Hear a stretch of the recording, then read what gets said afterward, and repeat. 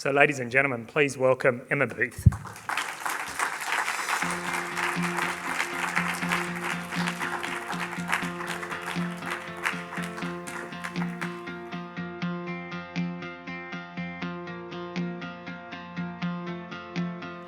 Okay, so thank you for having me here today. I'm very grateful to have been asked to come and speak at the forum, and I have already got so much out of hearing everybody speaking yesterday and today. It's just been a really amazing forum, and I think the credit to Tim and Terry and everyone who's put it together, it's just been really, really amazing and a great thing for the sport, so thank you for that. So if I could just get that quote back up again. I came across this quote a little while ago, and it's one that has just really resonated with me, and I kind of like to start because I think that in a way this can relate to everybody, and I hope that throughout my talk you can maybe somehow think of your own life and your own circumstances and how this can relate.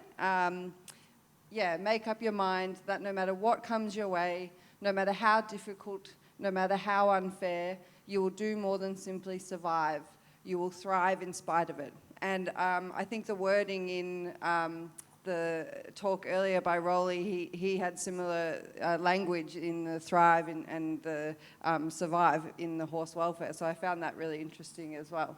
In order to start my story, I have to go back to the start, and that is when I was 11 years old. And I might get a little bit emotional in this part. The little white pony that you saw in that video was my first pony, Scruffy, and I actually won a competition run by the Saddle Club. So I was 11, my family didn't ride, they weren't horsey, and I think they thought that I was the little girl that kept saying, please, I want a pony, and they're sort of like, yeah, maybe when you're, 10, and then I got to 10, no, I want a pony, no, maybe when you're 11, it just kind of kept going like that. And so I entered this competition, and then there was over 30,000 kids that entered Australia-wide, and of all the kids I was lucky enough to win. So I won my pony for 12 months with every cost covered.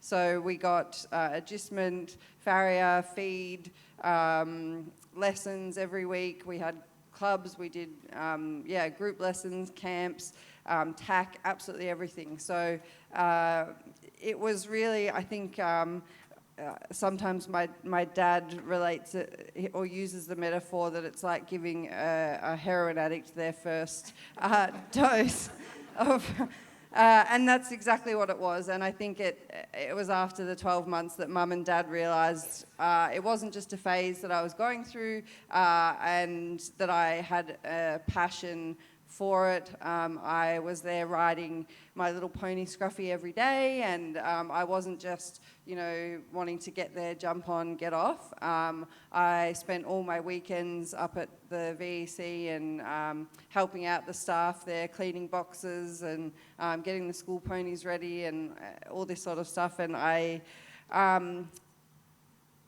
long story short, but years later, I actually ended up buying Scruffy back. So at the end of the 12 months, I had to give him back to the riding school. And then I always just kept my eye on what he was doing and followed his career in a way. And then at the start of 2014, I actually spoke to the owner who agreed to retire him, and I bought him back. So he lived out his retirement at my family farm in Langwarrin, and it was actually only the other day that he passed away. It was hard because he was the one that sort of started everything, and I think with my journey, he had a lot of meaning. But he had an amazing retirement and was spoilt rotten. And we don't know exactly how old he would have been, but he would have been close to 40. So he did well, the old man. He was a survivor. Anyway, so after the 12 months of my pony, I had to give him back, and I continued riding. I got another sort of Galloway Pepper. She was crazy and fiery as anything, but we kind of got along, and she taught me a lot. And then I was lucky enough to be given a lease opportunity with a sort of an old schoolmaster eventer, Griffin, and he sort of was the one that kind of started my serious eventing career, and we moved up the levels while I was in high school, getting up to 1-star or 2-star now, and being competitive in the young rider classes. So I then started uni, but I did one semester, and then I got offered a job working for an international dressage rider in Germany. So I decided to put uni on hold and went off to Germany for 6 months and rode over there, which was an absolutely incredible experience. And I was only, I think I must have been about 19 or 20, and it was the first time I'd been overseas, and I went overseas by myself, and so it was a real growing experience for me, both in my riding but also as a person. I then came back, and it was from all the experience over there that I decided what I wanted to do with my life. I wanted to be an equine vet. So I started on the path of study for that. I did a year of science at Monash in Gippsland in order to get my chemistry component, and then I was wanting to get into WAGA because they focus mainly on large animals, so that was the course I wanted to do. I started at Deakin in 2013, and then a few months later, in April of 2013, is when I had my car accident. So that was obviously an event that changed my life and sort of turned everything upside down in an instant. A friend and I, Courtney Fraser, we were coming back from a horse competition in Albury, and I actually hadn't been competing that weekend. I was just there helping her with her 2 horses that they both did extremely well that weekend, one of them winning the prelim as a young horse. So it was a great weekend, and we had the best time together, and we're coming home. Because she had won, she stayed till the presentations, which must have been at 5 o'clock or something, and then we loaded the horses on and started the journey home. And it was about 8:30 at night. It was dark. It had been raining, so the roads were wet, and as we were coming around a corner on the Melba Highway, a truck jackknifed and came onto our side of the road, and we had a head-on collision. And I specifically remember coming around the corner, it was dark, and seeing the truck's headlights coming towards us, and I weirdly just had this moment of sort of, not clarity, but just sort of relaxing, going, okay, this is happening. And I don't know why, but I just vividly remember that. I was unconscious for a few minutes, and I remember waking up in the vehicle, and my friend Courtney was next to me. She was conscious and a bit hysterical. What's happened? What's going on? What's happened? And we had a dog, Court's dog, Socks, in the back of the ute, and she was barking. And I learnt later that she actually was, in a way, she sort of stopped some of the first people on the scene from coming into the car because she was trying to protect us. And I also remember the car was shaking. The car was just moving and moving, and it took me a few minutes, and I was thinking, what is going on? Like, again, it was dark and all this commotion. A few minutes, I realised that it was one of the horses thrashing in the float that was moving the car, and it was just this awful feeling of that realisation and going, there's absolutely nothing I can do. That moment's just really stuck with me since. Unfortunately, both of the horses were killed in the accident, one on impact, and we found out that one was euthanised soon after. Again, really unfortunately, a lady was travelling in a van behind Courtney and myself, and because the truck had jackknifed, she also had a head-on with this truck, the back of the truck, and she was killed in the accident. I think she was about 53. And it was about an hour in the car before we were removed by the paramedics, and I was taken directly to the Royal Melbourne Hospital, where I had immediate life-saving surgery. I had severe abdominal injuries and a lot of internal bleeding, so that was really the most life-saving surgery that I had. I then immediately after went into my spinal surgery, and it's weird because obviously at this point I'm not conscious and aware of what's happening, and you piece bits together later on from your family and what's happened. But my mum was called, and again, she tells this is just the worst phone call that she's ever received. And because it was probably not until 9:30 at night, and it was an unknown number, she nearly didn't answer it. And for whatever reason, she thought, oh, I better. And it was the paramedic telling her. And at that point, all they had told my family is that I was in an accident and that I might have a broken leg. So they should come to the hospital, and they did, and then they're waiting, and they hear then about abdominal injuries, and then they're waiting, and then later on they hear that there's spinal damage. And again, everything's very vague at that point. They're not really given a lot of information, and they had to wait all night, basically waiting to hear whether I had survived or not, because as the night goes on, they're really realising the significance of my injuries. And I also had a number of other injuries. I had a fracture to the base of my skull. I had a bleed on the brain. I had a fractured collarbone, sternum, punctured lung, the abdominal injuries, the spinal damage, and also a compound fracture to my left ankle. And my family were told at the time that all of my injuries, other than my ankle, were actually as a result of the seatbelt that I was wearing. But they also told my family that had I not been wearing the seatbelt, I wouldn't be here today. I was in ICU for 10 days, and I think that those were probably the hardest days, the most painful days. But again, I had my family there every day, and they were just beyond amazing.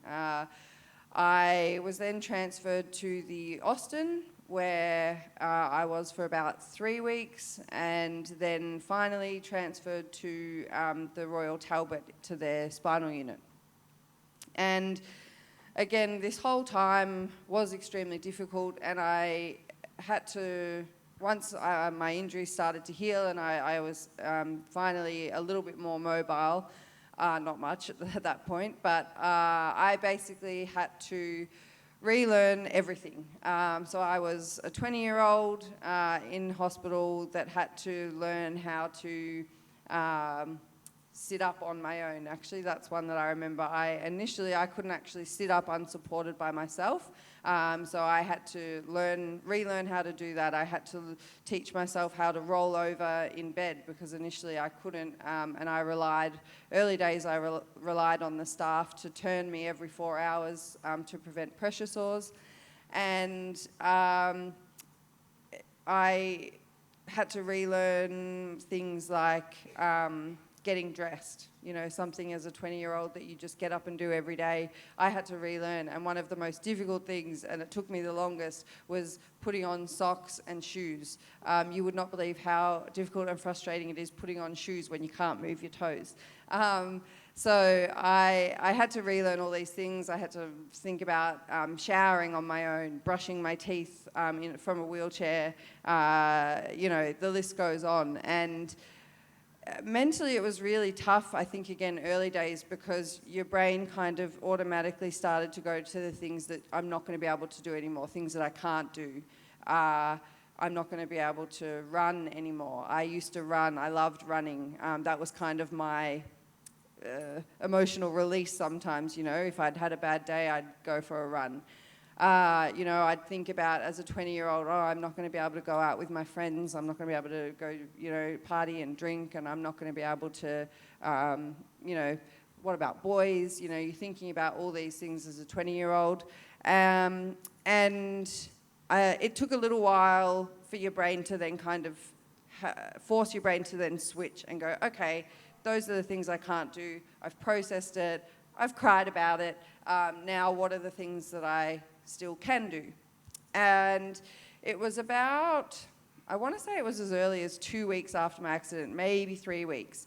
My dad's boss at the time gave me a brand new iPad. He knew that I was spending a lot of time in bed, and so he gave me this iPad, and you know, it was an incredible present and super thankful. Anyway, the first day that I got it, I started Googling, and I started Googling things like Paralympics and parasport, para-equestrian, para-dressage, and it's at that point that I saw that the next Paralympics was going to be in Rio. And I remember Mum and Dad coming in to visit that night, and they're like, hey, how you going? And I'm like, yeah, good, how are you? Yeah, good. How's your day been? Yeah, good, pretty good. I've just, you know, been looking, and I should let you guys know that I'm not an eventer anymore. I'm now going to be a para-dressage rider, and I'm going to the Rio Paralympics in 2016. Oh, okay. And at that point, it was obviously a bit of a dream goal, you know. I said it, and I think that it was, yeah, just this dream that I had, and I don't think it was a realistic goal at that point. However, I'd planted the seed, and I'd planted the seed in my own head, and I'd planted the seed in my family's head, and then they passed, oh, guess what Emma said yesterday? Oh, you know, this, so, you know, it started to, anyway. The next few questions that I asked the nurse, and I should go back and because I always tell this bit and forgot, but when I woke up from my first surgery, so I'd had my abdominal surgery and then I'd had my spinal surgery, and I woke up and I had a tube in my mouth, a tube in my throat that was assisting me breathe, and that prevented me from talking. And so I couldn't communicate with my nurse other than through sort of sign language things that we came up with, or eventually she actually got me, I could write notes, but it was difficult. But anyway, she did that, and I remember one of the first things that I asked her, I gestured with my fingers whether I would be able to walk again, and it was early on, so you know, she just said, look, it's really unclear at this point, but the damage to your spine and spinal cord is significant, so it's not looking very positive. So, you know, she was amazing, because I think delivering that news to someone has got to be one of the hardest things you would ever have to do. But the next question I asked her is whether I'd be able to ride again, you know, I think in the paper. And so she is then immediately telling my family, well, you know, her spirits are pretty good because she's asking about riding again. So anyway, down the track, I then put into play, you know, they get you to do your goals and things in hospital, and so my goal was to get back in the saddle and ride.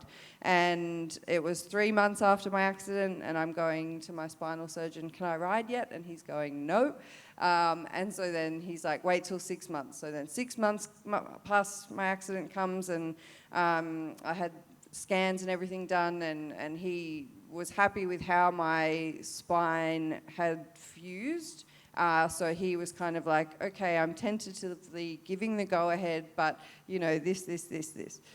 So I think literally the next day, off I went to get back in the saddle, and I was really fortunate to be put in touch with some amazing people at that time, and I was in Berwick when I had my accident, and 15 minutes down the road was an equestrian centre called Balmoral with Julia Battams, and she was the National High Performance Director of Para Sport in Australia at the time, and a friend of mine got me in touch with her, and immediately she's like, yep, come, we've got this school horse, Rocky, beautiful Rocky. And so I did, and I went for my first ride, and I just remember it being the most incredible day, and a feeling that is unable to be put into words or described. Like it was one of those days where you're just like, you know, I'd had 6 months of being confined to either my wheelchair or my bed. And even then, when I was transferred, I had only recently learnt how to transfer on my own because my collarbone, I couldn't put weight bear. Anyway, so every time I wanted to get out of bed, they had to use a hoist and a sling, and it was this big 3-man job to get me from my bed to my chair. And as an active person before my accident, as I said, I loved running, I loved sport, I was riding every day, I was completely independent. It was really difficult for 6 months being as stationary as I was. So to be able to get back in the saddle and feel the horse's movement underneath me and feel normal, like it was this real feeling and sense of just normality, and it was amazing. And people often ask if I was nervous beforehand, and I was nothing but excited, not nervous. Mum and Dad were nervous. I think they were just terrified, but Julia was amazing. She'd done it before and helped me get on, and we borrowed a Paralympian saddle from the past, Grace Bowman, so I was able to use her saddle for my first ride, which had the straps and the foot bits and the bar. So yeah, from that point on, I think that's when I actually thought, you know what, maybe this Rio goal isn't as ridiculous as I initially thought. I felt really good in the saddle, I felt comfortable, my balance was quite good, and I thought, you know, maybe this is something we can do, let's give it a go.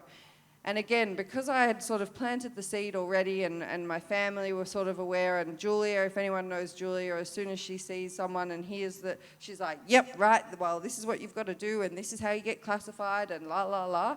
So we did all those things, and it was because of my family friend that you saw in the video, who he early days knew that he wanted to do something to help. I think in a way this was kind of one of his coping mechanisms, because he felt helpless and felt like there was nothing he could do for me.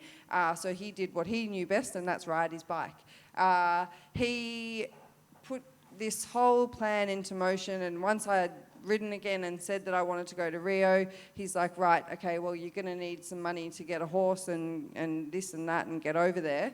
And he just came to us one day and said, well, I'm going to do this ride around Australia. He's like, other people have done it. If they can do it, I can do it. And if anybody knows Glenn Carter, like I know Glenn Carter, once he says he's doing something, he does it. There's just no stopping the man. He's a force to be reckoned with. And so he planned this whole thing down to the minute, down to the day. You know, he had a support vehicle that went with him, so he always had to have someone with him driving the vehicle behind and you know, getting the food and everything. So it was a huge team effort, and the thing that amazed me the most is how utterly generous people were and how selfless they were. You know, people heard about what Glenn was doing for me and what I was wanting to achieve, and family friends of his who probably had maybe met me once when I was this big were like, yeah, well, I've taken a week off work and I'm going to do the bit from there to there, you know, and everyone was just wanting to do everything that they could to make this trip happen. And again, the financial support that we received was mind-blowing. Like, still to this day, I think Glenn and myself, we both just can't believe how generous people were. They heard about, as I said, what he was doing, and they wanted to donate. So without Glenn, we wouldn't have the money to get my beautiful Zidane. And that's another story in itself, because finding the right para horse is hard, as it is finding any dressage horse, but finding the right para horse, it's hard. We did 2 trips overseas to Germany and Holland, came back both times empty-handed. There was one that was really promising but didn't pass the vet check. And at this point, I had a horse at home that I had been riding and training and competing a little bit, and he was beautiful, nice and quiet, but he just wasn't, you know, international quality. I think the best he could kind of get was like 66, 67, and that was where we were at, which was great, but just... Anyway, we did these trips, didn't find anything, and at this point we're getting closer to the Rio selection events, one of which had already passed, and we only had 2 to go. So again, this emotional roller coaster where you're going, okay, we're getting ready for Rio, I want to go to Rio, but oh, I'm 3 weeks out from the second selection event, and you had to do 2 selection events to qualify. And we're thinking Rio is not going to happen. We don't have a horse, so how are you going to go without a horse? And that's when Lorna, the state dressage squad coach at the time, came and said, Emma, I think I've got a horse that you need to come and try. And I'm going, I've already sat on this many, like what's one more? So off we go, had a look, had a sit, and within the first 2 minutes, I was just like, eyes lighting up, like, yes, this is the one, this is what we've been looking for. We clicked, he understood what I was asking straight away. He'd only ever done able-bodied dressage, but he was just the kindest, most willing horse with the most beautiful nature and attitude that it just worked. And at that point, the only challenge was time. So we had literally 3 weeks to get to our first selection event. And everybody in the room knows that it takes a little bit of time to form a really good bond and connection with the horse that you're working with, and 3 weeks isn't really sufficient. So we're going, oh, is it going to work? Is it not? And Zidane just proved what an absolutely incredible and amazing horse he is, because we went out 3 weeks later and competed at Borneo. And he managed to get the highest scores of all the Australian para-dressage riders. And that weekend, he actually broke an Australian freestyle record with his 79%. So he was just a bit of a freak, really. Like, he was just phenomenal. And at this point, I think also everybody that kind of had seen this journey start was going, wow, like this is, a serious combination going to Rio. So we did our second selection event, same thing, the highest scores, and we went into Rio ranked first of all the Australian para-dressage riders. So at that point we're going, okay, Rio's happening, let's go. And we were just preparing, it's kind of my nature that I'm very competitive, but I'm also quite, as Tim will tell you, there's a bit of booth factor that happens. You just kind of have to take me as I come, and I can be a little bit like, oh, that's tomorrow? Yeah, cool, off we go. So I went into Rio with a little bit of that attitude going, it's just another competition. It's just another competition. Like, you don't want to mentally be working yourself up into this state of, Anyway, I think our team was going, someone said to Mum at one point, Emma and Zidane just have to get into that arena and they're going to come out with a gold medal. That's all that has to happen, So, one, there was a lot of pressure, but two, I think that as an Australian team, the results were kind of heavily hanging in my hands. And for a time that you want to be putting your absolute best performance forward, Zidane and I came out and did the worst performance that we've ever done. We came around the outside of the arena and I'm thinking, yep, this is good, we've got this. And, he does a spook at one of the judges' boxes. And, it's unlike Zidane to spook. So I'm going, that is weird, what's happening? Okay, let's keep going. Up the centre line, just before the halt, Zidane trips. He nearly face plants. I get kind of flung back and forth and we halt and I'm going, well, this is a great start. It was just, and it got worse from there. It was tense. It was not great. And I think because I wasn't expecting him to be like that, I just didn't ride it. I kind of froze. And it was just the enormity of that venue and the arena. And he'd never seen anything like it. I'd never seen anything like it. So it fell apart. And so I get off Zidane and my groom takes him back to the stables and I just had to have a bit of time by myself. And I think it was about an hour, I'm just crying, and I think Mum was with me at one point, and not only did you feel like you'd let yourself down, I felt like I'd let the team down because that was the team test, so that score was for the Australian score. I felt like I'd let Australia down. I felt like I'd let Glenn Carter down, who'd done this ride to raise the money for me to go. There was just all these layers of disappointment, I suppose. And as I said, about an hour later, I'm like, okay, at one point I'm going to have to go back to the stables and see the rest of the team. So I pick myself up, off we go. And I vividly remember the first person that I ran into as I made my way back up to the stables was a girl called Natasha Baker. And she's a great British rider. She is in my grade. I'd met her a couple of times before at Hartbury. And she's just the most lovely person that you'll meet. She's just a beautiful girl, beautiful rider. And again, she was, the gold medalist from London. So she was kind of the one that Zidane and I were having to go in and beat. And I just kind of stopped myself from crying, and then I ran into Natasha, and she's like, how did you go? You know, really enthusiastic.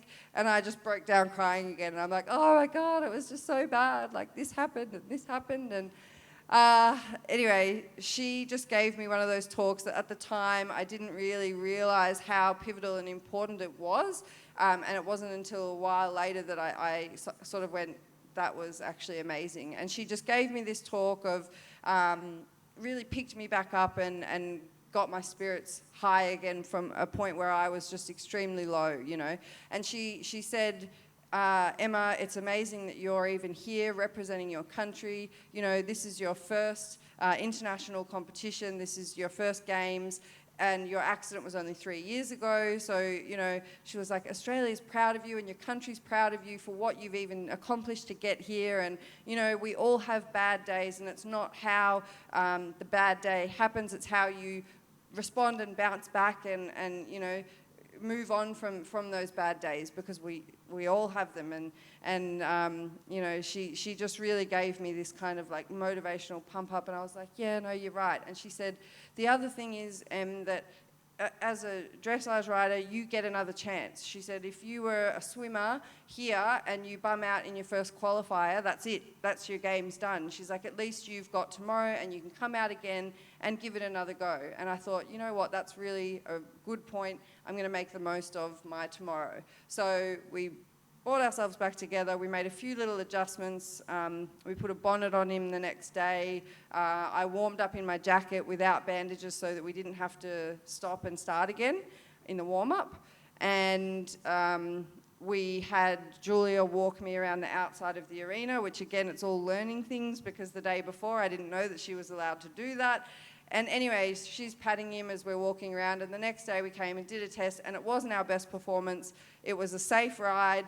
I think obviously knowing how the day before went, I was a little bit on the reserve side, but he did a good test, and we managed to come the day before. We were sitting, I think, in second last place, and then the next day we came fifth, and we were only 0.8% off a bronze medal. And that in itself was hard, but it was also really uplifting, going, you know what, we actually are internationally competitive, and we're going to use this experience for the next one. And so I suppose in a way that's kind of what we did. I used everything that I had gained from my Rio experience, which was such an emotional roller coaster, and we then were putting that towards WEG. And again, horses never go the way that you want things to happen. And in 2017, Zidane had major life-saving colic surgery. And that was only 6 months out from our first qualifying event for WEG. So he, again, this horse, I swear, is just a unicorn. He had 3 months box rest and then 3 months of just walking every second day under saddle and hand walking every other day. And we had 2 weeks of light trotting work before we then went and competed at Borneo to one of our first qualifiers for WEG. And again, we knew that it wouldn't be his best performance, but we just had to get there and get a qualifying score, and he did. He was amazing, and I think he actually blew everyone's expectations and probably got scores better than what we thought he would, given the preparation that we had. And I look back at photos, and he just looked absolutely like a different horse at that competition. Like, he'd lost weight, his belly, you can sort of see this big, he was just, as I said, he just gave it his everything, and he's like, yeah, we can do this, no worries. We did the next qualifying event, and we managed to qualify. We were the only Australian combination sent to the World Equestrian Games for Para-Dressage. And again, our preparation was not ideal in that he had this colic surgery. We had a number of setbacks, and there was a lot of managing moving forward with him. We had difficulty in working him too much, and then the swelling around his incision in his belly would get bigger. So we then, the vets at Southeastern got us this belly sling, and he wore this sling 24/7 except for when we were riding. And it was amazing. It really, you could see the difference, and it worked. But then he got a really significant rub on his back from the sling.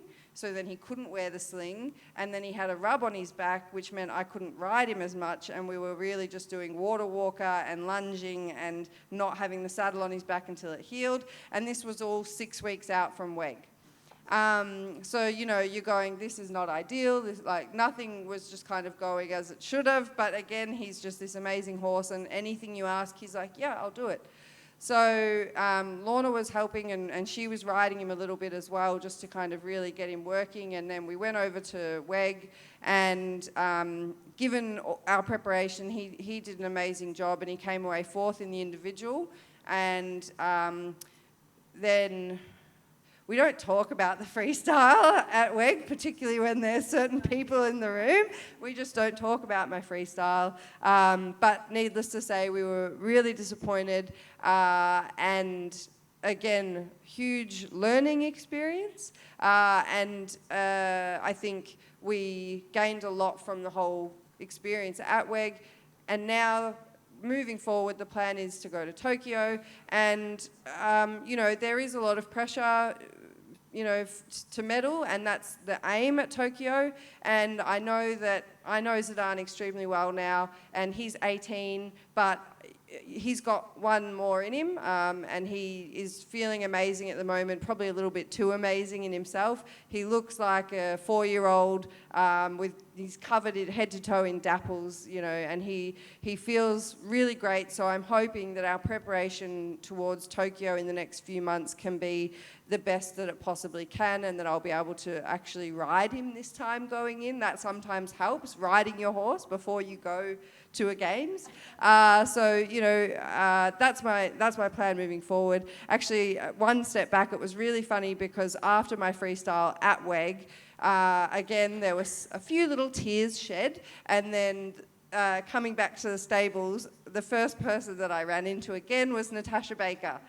And it was just like this replay of Rio, and she hadn't watched mine, and she said, how did you go? And I sort of explained to her what happened, and she was just like, oh, you know, because she really wanted me to do well, and that's the type of person that she is. Even though she's from representing Great Britain, she just really wanted me to do well. And she was really funny because she gave me sort of a similar spiel, but then she just said, I just fell off in the freestyle. I fell off. So, you know, she's like, it happens to all of us, and you just got to pick yourself up and go again. And so it was really funny because I thought as much as, you know, the freestyle didn't go to plan, the attitude that she had, and I came to her and I'm crying, and she's there with the biggest smile on her face, you know, like she was just the happy, beautiful girl that she always is, and she's just fallen off in her freestyle and got eliminated. So that was, again, one of those moments where you go, all right, let's put things into perspective. So to wrap up, I suppose there's a few things that I've definitely learnt from my journey, and things that I hope maybe you've taken from my story and some of the things that we've done. First of all, I think that goal setting is extremely important, and I know that this was touched on yesterday with Michael, but goal setting, I think, and for me personally, it gives you something to motivate you, something to look forward to, but it also holds you accountable for the things that you're doing and the plans in action, how, you know, what's happening. So accountability is really important too. And I like to sort of put it into, you can have your dream goals, and for me, my dream goal after my accident was Rio, but then you have to have your smaller goals, your realistic goals, that are sort of stepping stones along the way to your dream goal. And that's sort of how I've started to envisage it, that, you know, initially my first goal was, let's get out of hospital. So I did everything in my power that I could. I did all my physio sessions that they allocated me. I saw the nutritionist, the psychologist, you know, everything that they said, that's what I did. And so initially my accident was in April, and they thought that I would get out of hospital. If I was home by Christmas, that would be really good. That was their initial prediction. And I actually managed to get out of hospital. I was discharged at the start of July, middle of July. So it was about 4 or 5 months earlier than they initially thought. So again, you know, it's those small goals along the way. The next goal for me, get in the saddle, you know, then from there, get classified, then from there, and do, you know, you set your goals, and they are just extremely important in motivating you as well. Another thing, the second thing that I think is extremely important in any kind of success is not being afraid to rely on other people. For me, that's something that my accident taught me. Initially, before my accident, I was, as I said, a very independent person. I would like to do everything by myself. You know, I didn't ask anyone for help ever. And it wasn't until after my accident that I kind of had to rely on other people for help, which started, you know, with the nursing staff. And then from there, when I started riding, it was the people in the riding school that helped me get on and off the horse. And, you know, without them, I wouldn't have been able to do it. So a really important thing is not being afraid to ask for help, utilising the strengths of people around you, because I think that we all have our own strengths and weaknesses, and if you can identify your weaknesses, find the help that you can to, you know, there's people with those strengths that you don't have to allow you to accomplish what you need. That's a really important key element of finding success, and I suppose it's also just as important to the support network that you have around you, I should say, is extremely important. So for me, that was, again, my family and friends, and after my accident, particularly in the first 6 months, without my family, they were just, they kept me sane, they kept me focused, they kept me, you know, they were amazing. So also the friends you find, who is, I suppose, your true core friends, and who are maybe the, what's the word, you know, yeah, they're your friends, but they're not your people. Find your people, and they're the ones that are going to help you succeed. And finally, I think that it's really important to put things into perspective. That's what my accidents taught me. Probably the biggest thing that my accident has taught me, and the biggest shift in my attitude since my accident, is to put things into perspective. You know, I think we often can focus on sort of insignificant and trivial things that don't actually have a huge impact on our day-to-day life.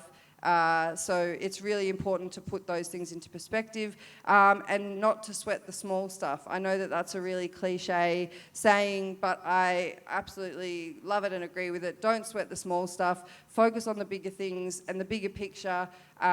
You know, there's just not enough days to be not enjoying yourself and doing what you want to be doing, I suppose. So that's it from me. Thank you, and I hope you've enjoyed it.